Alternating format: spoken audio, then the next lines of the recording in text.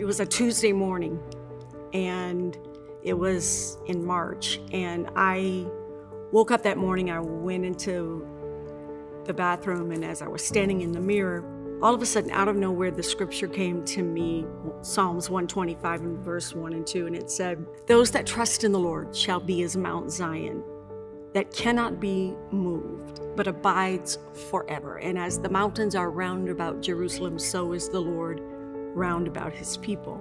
I don't know how this happened, but I believe that they were talking about the coronavirus, but it wasn't widespread, okay?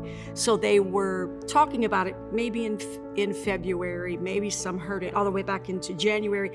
I am a news addict, so I don't know how I missed that.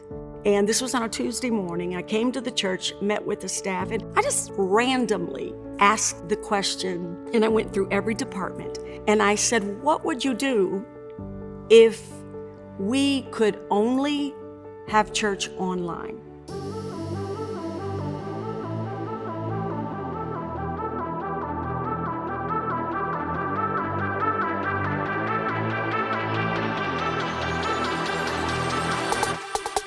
Wow, everything revolves around the stream, the social, the tech piece. Do we have, everything in place to make that happen?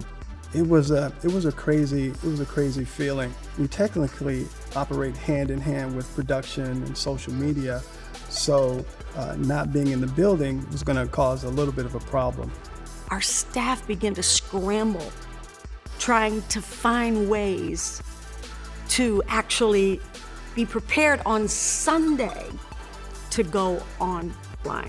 How are we going to reach the students? What are we going to do? And because of the urgency, I just had to get together with the team and create a plan and develop a plan and then just start to execute the plan.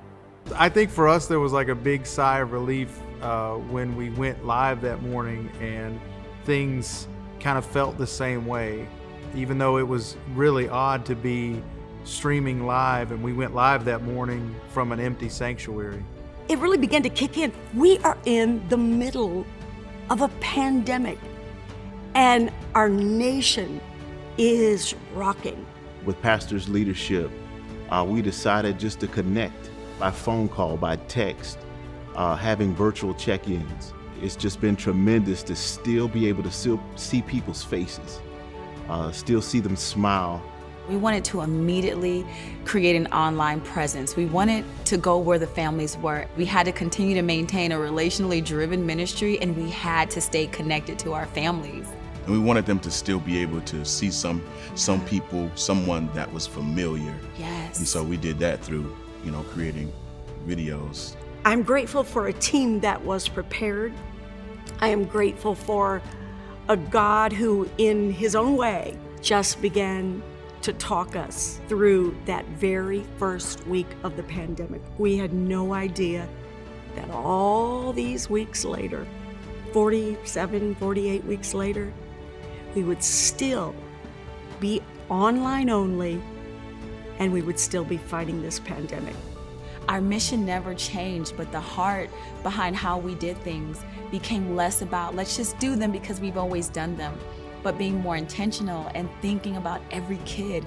We decided to say, hey, we're gonna call at least 60 to 70 of our elderly just to check on them, to see if they need groceries, to see how they're feeling, because we know sometimes most of their children or their family members were in other states. We came across VBS and we went wide with it. Our church, you guys, you sold, and you just really helped us go wide with this thing. We reached places that we never thought we would.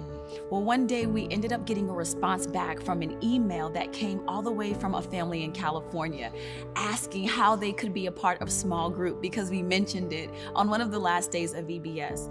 It was in that moment when we knew that taking care of home was amazing, but that in this time and in this season, God had done something amazing. He had done something amazing in our church, in our community, in our world, and what we were trying to do just intentionally when He let us know that our reach had gone beyond what we could ever have done right here on site.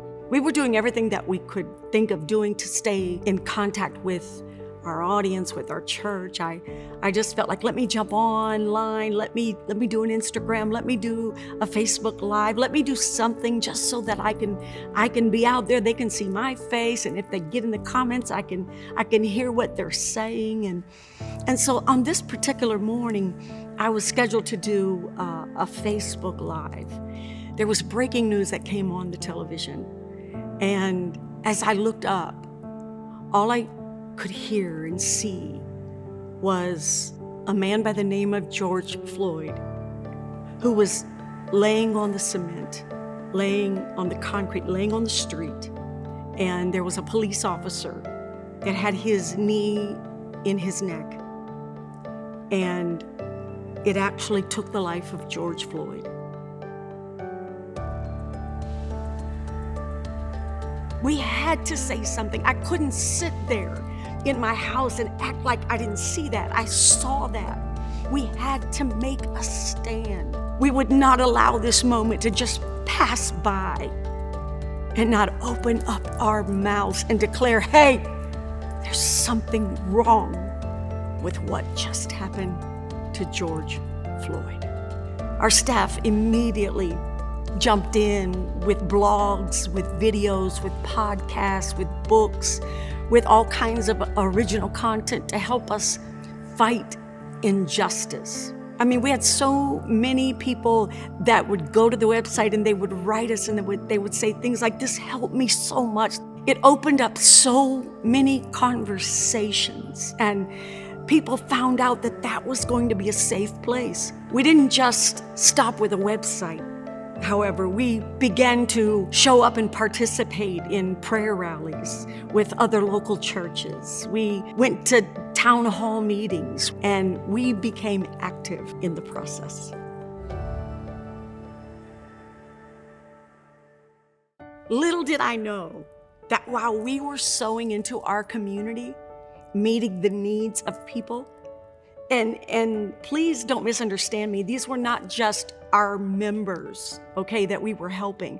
We were just helping wherever the need was. But while we were helping other people, God turns around and starts approving things for us behind our back. One day I got a phone call, and when that phone call came, they said, we got it. I'm like, what did we get? We finally got the approval to start our parking lot.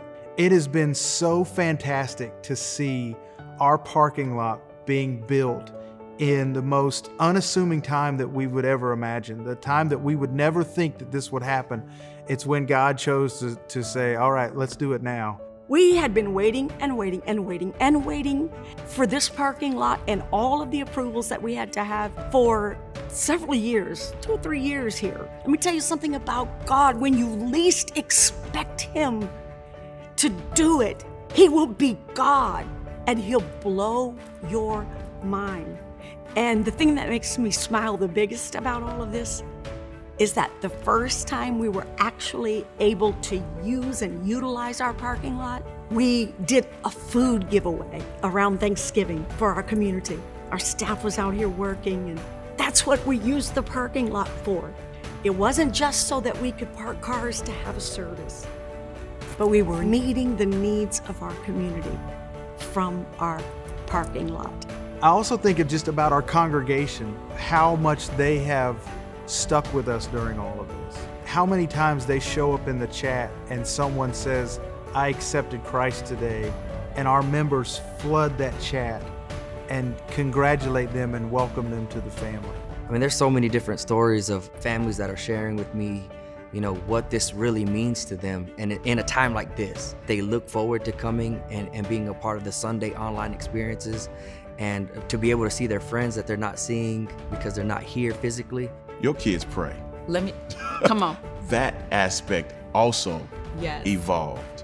How the children really leaned in to God, and we were able to walk with them along the way to show them and to so remind them how good and Yeah. faithful God is through the lessons and through connecting with them. Yeah. It blesses us every week, so we can't forget that. We partnered with different organizations. We gave a car away on Mother's Day. We eliminated over $750,000 worth of medical debt. We weren't just sitting back watching the pandemic happen and watching people hurting, but the Potter's House of North Dallas stepped up to the plate and they said, Pastor, any way we can help, that's what we want to do. One of the things that we've developed is our K's Way program. And K's Way, of course, is our grief and loss support program. And we have seen dozens of people go through that class completely online, sharing things that have hurt them, sharing things that have been devastating to them.